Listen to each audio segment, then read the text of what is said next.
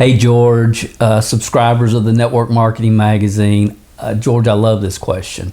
What's the best prospecting advice you could give to our readers? I'm going to give you the advice. I believe it's very well documented, and I know it's not going to be popular, and I know people aren't going to like it, but I believe with everything within me that the facts and the history proves that this is right, what I'm getting ready to share with you guys. The best way to enroll new people, the best way to launch new people's business is with people that they know, either in their local community, friends, family, co-workers. And I know what everybody's thinking, so I hope you'll hear me out.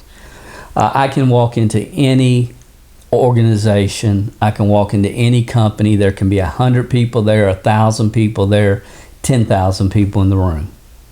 And I ask one question. How did you get started in the network marketing industry?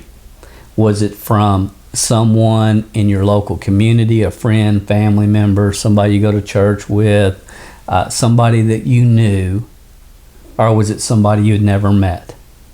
And 80% of the room will stand up. It was somebody in their local community, somebody that they knew, a friend, family member, coworker.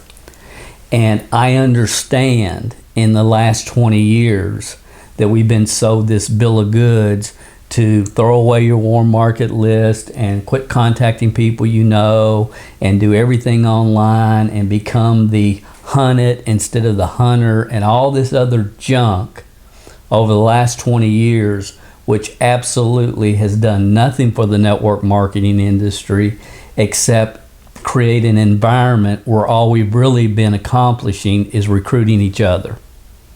Now that's the reality of where we are as an industry, and it's exciting. It should be exciting because the people that can see what's going on and get beyond that and use proven concepts, ideas, principles of the past that will always work, have the opportunity to dominate in today's network marketing environment. Now, let me share one more thing.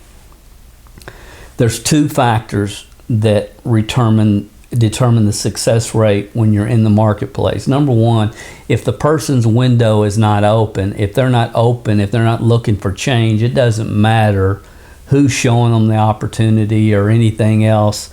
They're either open or they're not.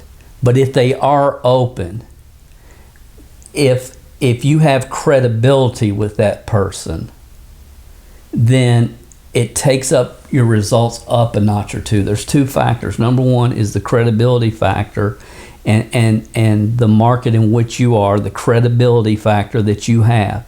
You know, people, if you live in Dallas, Texas, and you're communicating with somebody that lives in the state of Texas, there's a connection that is undeniable. So the number one way, and the reason that we missed it 20 years ago, is we were going in the marketplace trying to convince people that we knew and twisting people's arms and why they should join us and why this was the greatest product or opportunity in the world, and people are doing this number. Here's the most important thing I'm going to share in this video.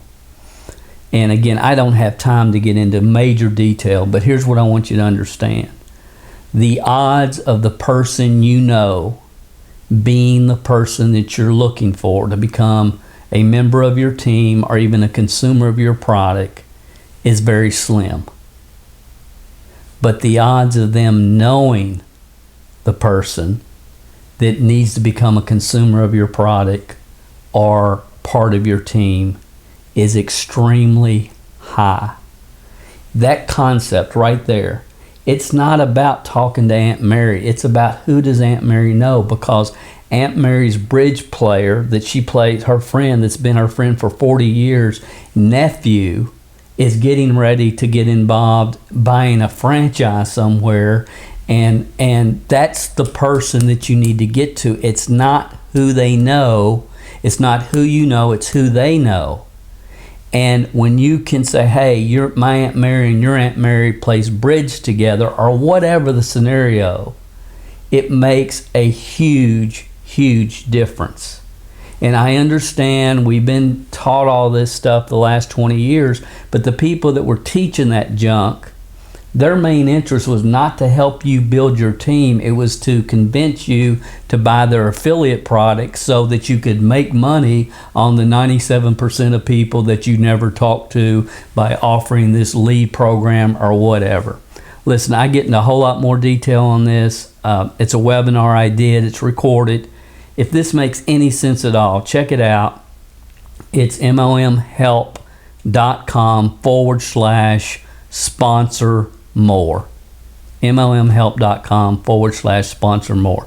So the answer to the question, George, is obvious. Teach people how to launch business with friends, family members, co-workers, people that they know. Get their business launched. And some of you are thinking, well, Dale, I've been involved in the business for 17 years and I'm in the NFL club, which again is a propaganda term that's been put out there in the industry. No friends left, and that's fine. But whatever you're doing now to generate leads, generating leads is the easiest part. But what you've got to understand that once you generate that lead, once you sponsor that person, the only reason to sponsor in the cold market is to get into the warm market of those that you sponsor. That's it. And we got to get back to that, because that's where you win the game. And it's not my opinion. The documentation of the industry, walk into any room, ask the question, it's obvious. It's obvious. So I know it wasn't a popular answer, but it is the right answer. I really believe that. I hope this gives you some things to think about. Go check out the webinar, MLMhelp.com/sponsor more. This is Dale Calvert. George, I appreciate you giving me the opportunity to share this video with the subscribers of the Network Marketing Magazine.